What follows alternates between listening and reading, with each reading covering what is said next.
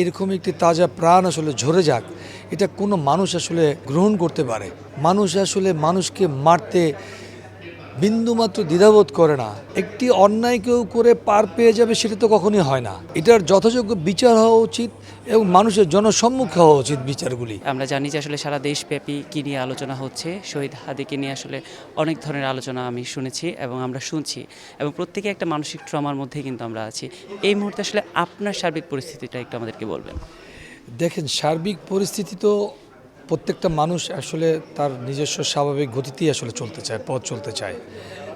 কিন্তু এখন আসলে বিষয়টা হয়ে গেছে একটু অন্যরকম, যেটা আসলে আমরা কোনো মৃত্যু বা কোনো অনাকাঙ্ক্ষিত কোনো ঘটনা, দুর্ঘটনা যেটাই বলেন, সেটা আমরা আসলে কাম্য করি না। বিশেষ করে এই বাংলাদেশের কোনো মানুষ কাম্য করে কিনা আমার জানা নেই, কেউ কাম্য করে না।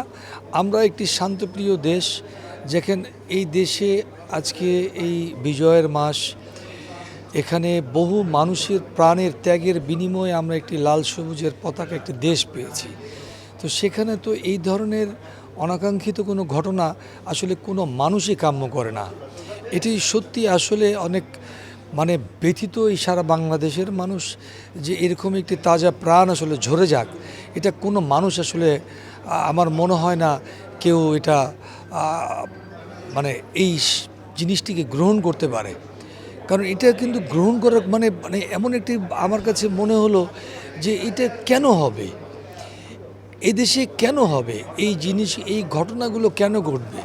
আমরা তো চাই একটি সুন্দর দেশ, একটি সোনার বাংলাদেশ, যেখানে মানুষ প্রাণ খুলে হাসবে, প্রাণ খুলে কথা বলবে। এটাই তো আসলে হওয়া উচিত ছিল। কিন্তু সেখানে আজকে দেখছি মানুষ আসলে মানুষকে মারতে বিন্দুমাত্র দ্বিধাবোধ করে না।